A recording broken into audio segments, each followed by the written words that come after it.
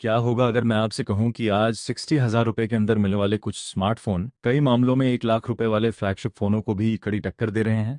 बढ़ती कीमतों के इस दौर में सही फोन चुनना पहले से ज्यादा मुश्किल हो गया है, लेकिन अगर आपका बजट 50 से 60 हजार रुपए के बीच है तो इस समय आपको सबसे ज्यादा वैल्यू इसी सेगमेंट में मिलने वाली है। तो आइए जानते हैं उन स्मार्टफोन्स के बारे में जो अपने दमदार फीचर्स और शानदार परफॉर्मेंस के कारण सबसे अलग नजर आते हैं। सबसे पहले बात करते हैं Vivo X20 की। अगर आपको ऐसा फोन चाहिए जिसमें हर चीज संतुलित हो तो ये एक शानदार विकल्प साबित होता है। इसमें 15K 120 हर्ट्ज एमोलेड डिस्प्ले दी गई है जो स्मूथ और शानदार विजुअल अनुभव देती है। अंदर मिलता है flagship Dimensity 9400 plus processor, LPDDR5 XRAM और UFS 4.1 स्टोरेज, जिससे हर ऐप और गेम बिना किसी रुकावट के चलता है। इसके साथ 6200 मिली एम्प आवर की बड़ी बैटरी मिलती है जो लंबे समय तक साथ निभाती है। 40 watt wireless charging, Wi-Fi 7, IP69 rating और वीवो की शानदार कैमरा ट्यूनिंग इसे और भी खास बना देती है। कंपनी 5 साल एंड्रॉयड अपडेट और 7 साल सिक्योरिटी अपडेट देने का वादा भी करती है। हालांकि इसमें USB 2.0 पोर्ट दिया गया है जो इसकी एक छोटी कमी मानी जा सकती है। अब बढ़ते हैं OnePlus 13 की तरफ। ये फोन भी फ्लैगशिप अनुभव देने में पीछे नहीं है।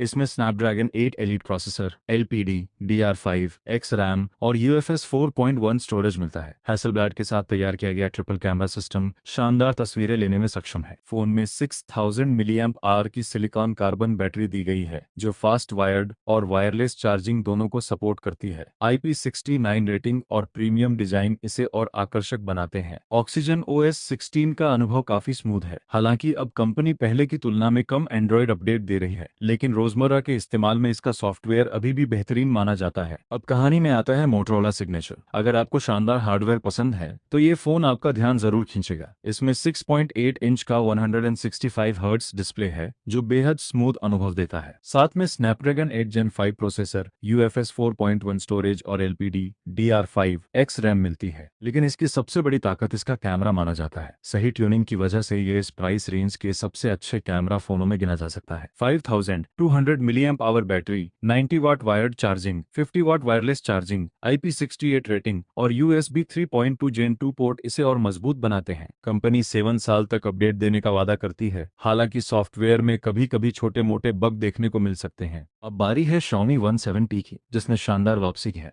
इसमें 6.59 इंच का 120 हर्ट्ज एमोलेड डिस्प्ले मिलता है जिसकी पीक ब्राइटनेस 3500 निट्स तक जाती है। डॉल्बी विजन सपोर्ट इसकी स्क्रीन को और बेहतर बनाता है। फोन में Dimensity 8500 ultra processor, LPDDR5 XRAM और UFS 4.1 स्टोरेज दी गई है। कैमरा सेटअप में 50 MP का मुख्य camera, 50 MP telephoto, 12 MP ultra wide और 32 MP का सेल्फी कैमरा शामिल है। 6500 मिलीएम्प आवर की बड़ी बैटरी 67 वाट फास्ट चार्जिंग के साथ आती है। हालांकि यहाँ कुछ समझौते भी देखने को मिलते हैं। इसमें अल्ट्रासोनिक फिंगरप्रिंट स्कैनर की जगह ऑप्टिकल स्कैनर दिया गया है। फोन का फ्रेम प्लास्टिक का है और वायरलेस चार्जिंग भी नहीं मिलती, लेकिन बाकी फीचर्स इसे एक मजबूत विकल्प बनाते हैं। अगर आप सैमसंग पसंद करते हैं तो गैलेक्सी S25 भी अब 60,000 रुपए के अंदर मिल सकता है। खासकर इसका 128 गीगाबाइट स्नैपड्रैगन 8 एलीट वेरिएंट इस बजट में उपलब्ध है। इसमें शानदार डिस्प्ले, IP68 रेटिंग और सैमसंग का भरोसेमंद One UI अनुभव मिलता है। अगर ऑफलाइन मार्केट में अच्छी डील मिल जाए तो 256 गीगाबाइट वेरिएंट भी आपके बजट में आ सकता है। अब बात करते हैं iQOO 15R की। अगर आपकी पहली प्राथमिकता गेमिंग और बैटरी लाइफ है तो ये फोन आपको निराश नहीं करेगा। इसमें Snapdragon 8 Gen 5 processor, LPDDR5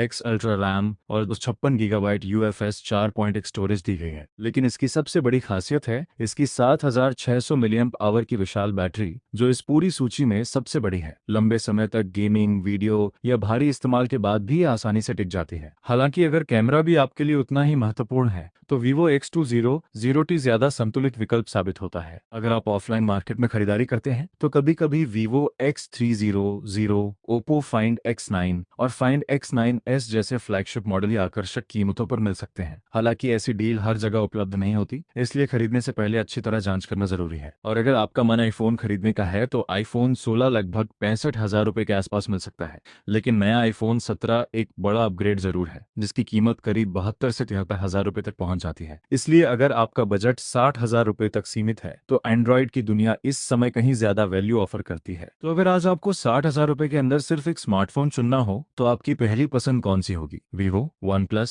Samsung, Motorola, Xiaomi या फिर iQOO? अपनी राय हमें कमेंट में जरूर बताइए।